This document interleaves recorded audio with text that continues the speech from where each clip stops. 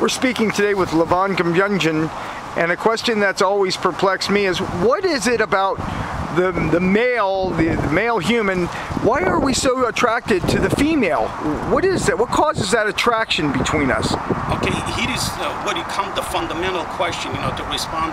You see, when I did my research, when I went deep into the atom, and I was able to comprehend that, it doesn't matter the energy, how level of strain it has, but it still functions exactly the same as the original stage. I mean, even when it's rising and if it's falling, they still attracting, they're still functioning exactly the same. I mean, in a low level, even though we have a low level energy, but we still attracted the opposite. It will be difficult for a lot of people to comprehend this point. The reason why, because they see we have a flesh. Yes, the reason we have a flesh because the energy within us didn't have enough strength to pull, to press us, to make us like a hard stone or metal. You see, that's why we have a flesh, and we have ability, to hunt for the energy, because our energy is so low within us. We are constantly looking for energy to increase our strength within us. Interesting. So that has an effect on our sexual appetite then, is that what you're suggesting? Our sexual appetite comes already, it's not just us, take from the bacteria which one make us sick, and always the largest animal, all we function the same. It doesn't matter it's not just the humans. So are you telling me bacteria is attracted to other bacteria in the same way? Exactly the same. It's trying to seek a higher energy form. Well, they multiply. You see, constantly they multiply. That's how you see when person gets sick. The reason why they get sick, when you see because the bacteria constantly they multiply within them. When they get the environment which one is they feel comfortable with, they constantly multiply. That's another reason why we have 98 Fahrenheit within our body. Why is that? That's the optimum heat level? Yes. That our electrons and atoms desire? Normal, exactly. Wow. Interesting. So what is, like a dog, what is its temperature? Do you know? I'm not very sure. Is it about the same though? They got to be almost the same, All living animals. All the living things, they might be little fluctuations. Right. But then it'll be close enough. Wow, that is certainly interesting. Again, we're talking with Dr. Levon Guyumjan, and he has a lot to say about where Einstein made his mistakes and how he's answered all the perplexing and puzzling questions that were still in Einstein's mind when he passed away, because he had not solved most of the riddles. Matter of fact, he may have misled us on a lot of life's answers. So this sexual appetite between all living things, whether it be microbial, bacterial, viral, or all the way up to the human being, we're just trying, our being is trying to seek the same energy source, but at a higher level. And that causes us, gives us that desire to procreate and have offspring too?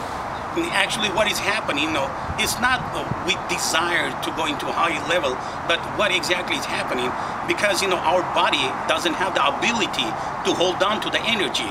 The higher accumulation of the energy within us, we actually discharging that energy. That's the only way we can discharge, by the sexual means. That's the highest thing, what energy comes out of the human body. So what you're trying to say is then, if we find ourselves at too high of an energy level, the first thing that happens is our sexual appetite increases so that we can discharge that energy? Yes.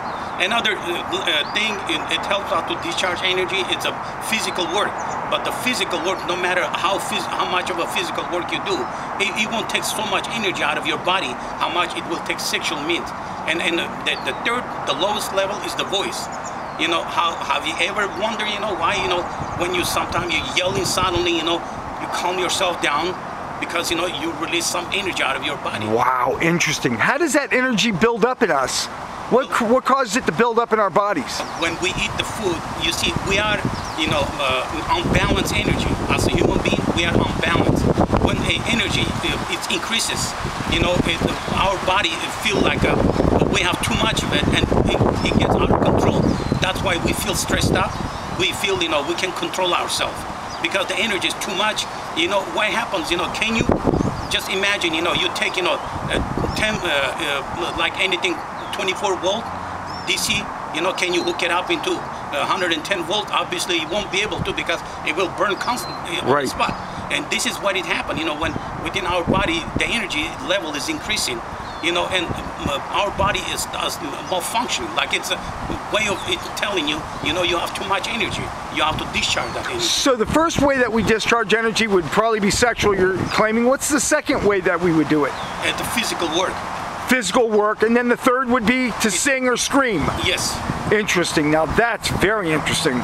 All right, so we have, then what is it, why is it that, that first desire, the sexual desire, how come it results quite often in offspring? Is that supposed to be the natural byproduct? Yes, because, just don't forget, we are more than 70% liquid. And the liquid, actually, that's what I was able to comprehend, that there's water, it's a rising energy. And the rising energy constantly expands. And that's how, this is the reason, even when we discharge energy from us, it goes into our female counterpart, it expands, and it suddenly turns another life form. Interesting. That's fascinating. So in other words, water, like when we're really, really dehydrated, we feel like we can't go on, and we get more sluggish, and we drink some water, and basically it magnifies all this energy inside of us, and it revives us again. Is that right? Yes, because the water, helps, to circulate, increase our body circulation, and it takes all the nutrients to the right place within our body. So, Levon, we can look forward in the coming weeks that you're going to be doing videos and going in through explanations and dissertations about your new book. PuzzledEinstein.com is your website, and we certainly look forward to hearing more along these subjects. Thank you very much for your time, Levon. Thank you.